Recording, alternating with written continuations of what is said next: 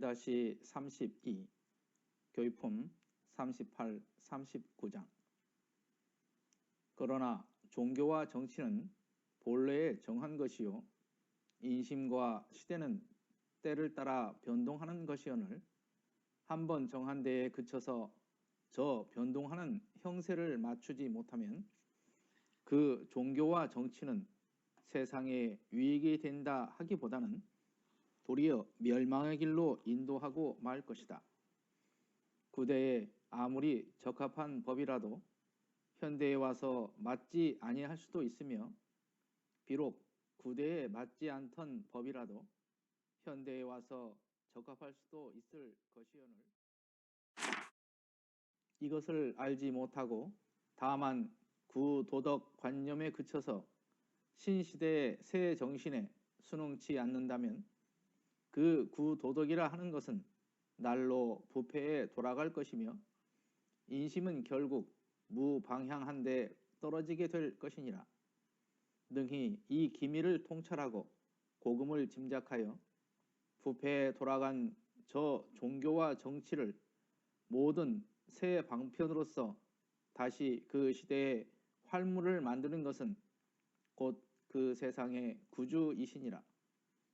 종교는 도덕으로서 체가 되고 정치는 정의로서 체가 되나니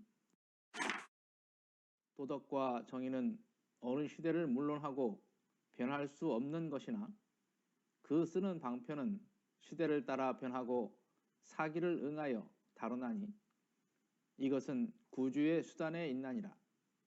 어느 시대와 어느 나라에 종교와 정치가 없어서 다스리지 못하였음은 아니다.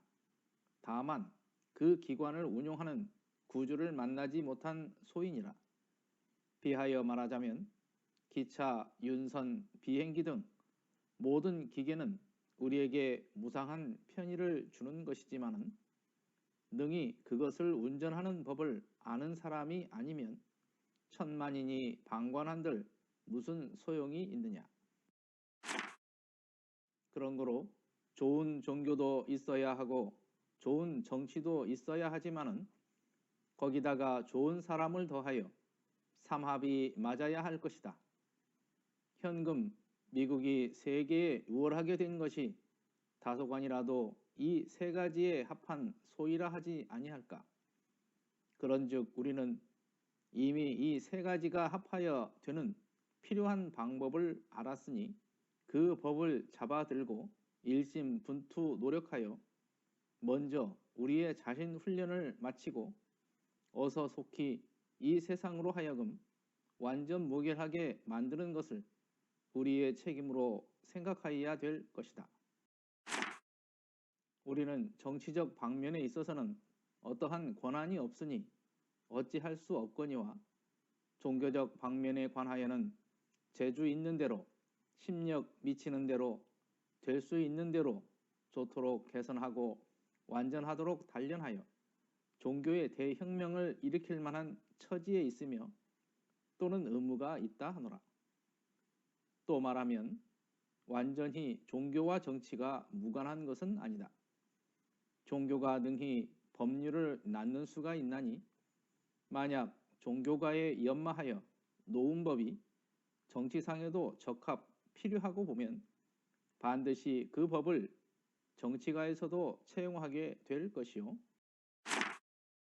정치가에서 채용한다면 그 법은 양방면을 통하여 전 세계에 광행하리라 하옵시고 또 대환에게 물으시되 저 바깥 사회에서 우리를 볼 때 부패한 종교의 유속으로만 알겠는가 또는 이 세계의 일부분 혁명의 책임을 가진 사람으로 알겠는가.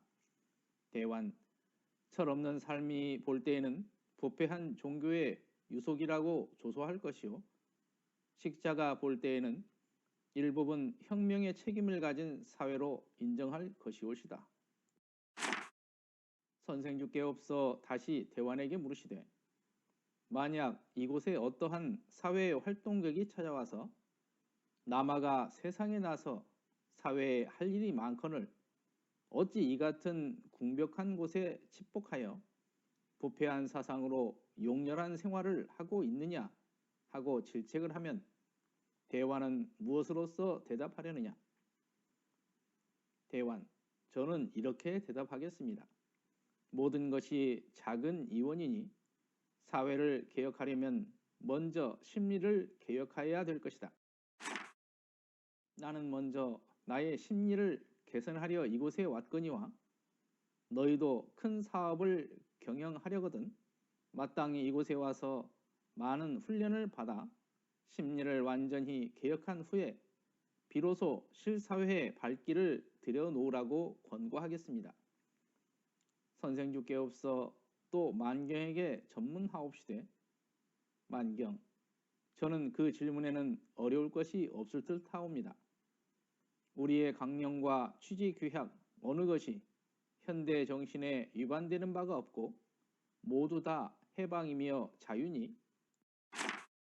만약 그러한 사람이 그러한 말을 하면 우리의 강령과 취지규약을 한번 설명해 주겠습니다. 선생주께옵서 또 송광에게 전문하옵시되 송광, 저는 그 말에 대해 이렇게 답하겠습니다.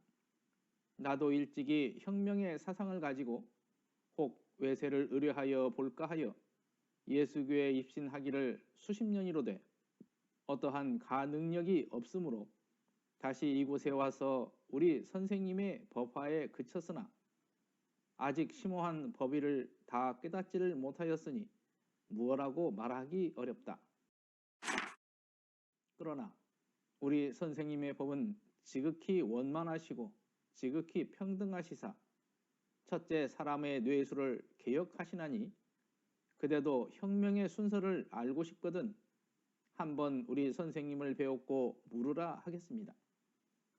선생주께옵서 또 음광에게 전문하셨으나 음광도 대개 이상 여러 사람과 같은 의미의 대답이었다. 월말통신 4호에 있는 말씀의 일부입니다.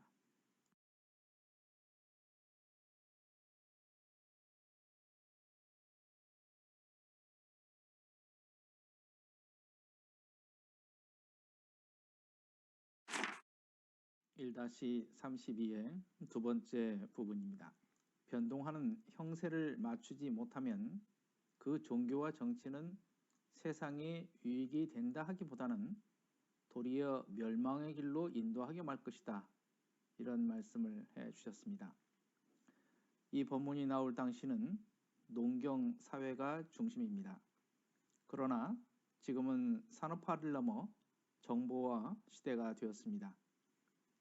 세상의 변화에 맞추어서 종교와 정치가 변하지 않는다면 도리어 해독이 될 수도 있다.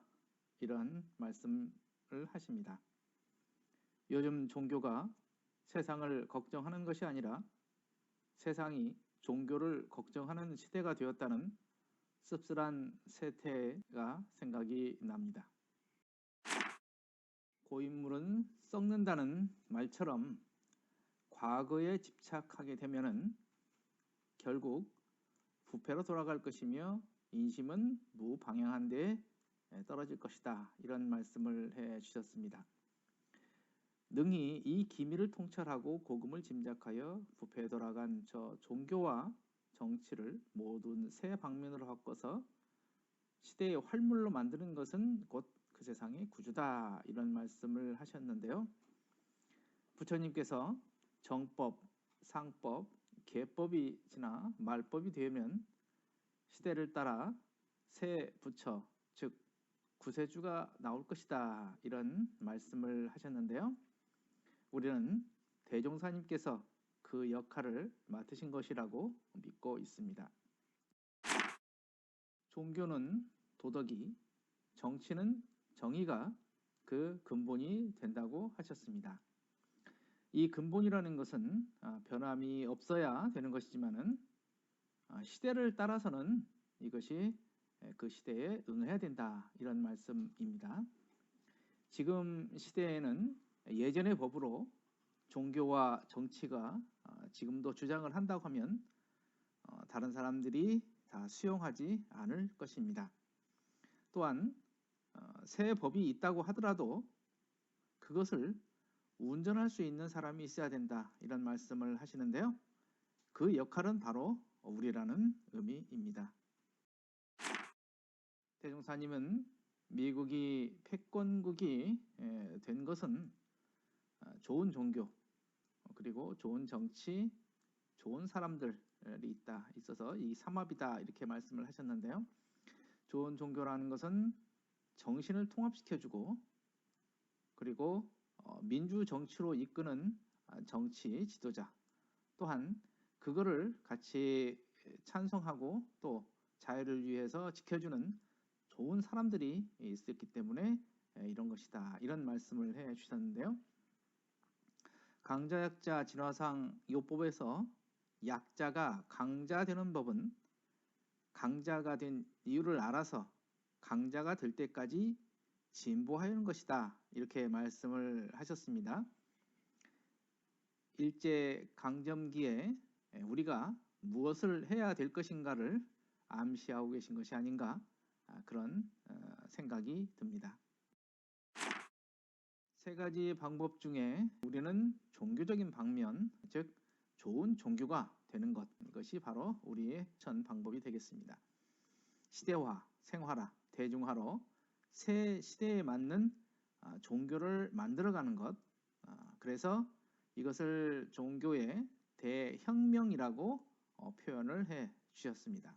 정교 동심이라는 것은 각자의 위치에서 역할을 다하는 동시에 서로 보완해주는 존재라고 볼 수 있습니다.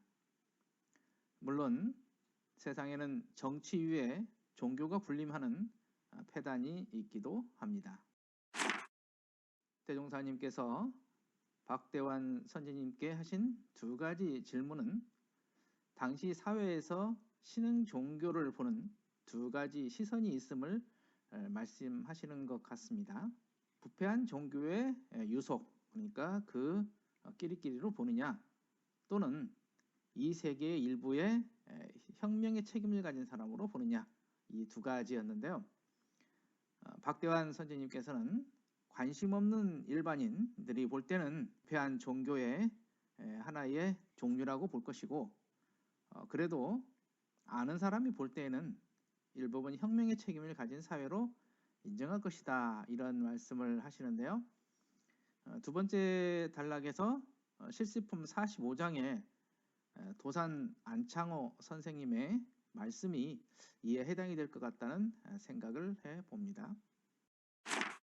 찝복이라는 말은 처소에 들어가서 몸을 숨기는 것, 숨어있는 것, 이렇게 말하는데요.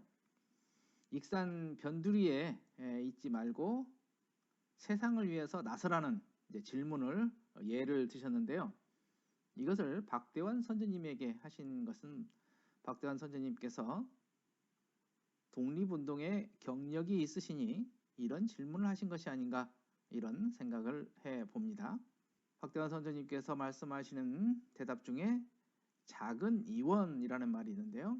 이것은 가까운 데서부터 시작해서 먼 데까지 이르게 한다, 이런 말씀이니까 개혁을 하기 전에 먼저 마음을 닦아서 정신을 바로 세운 후에 사회를 위해서 나가야 한다, 그런 원론적인 말씀을 하시는 것 같습니다.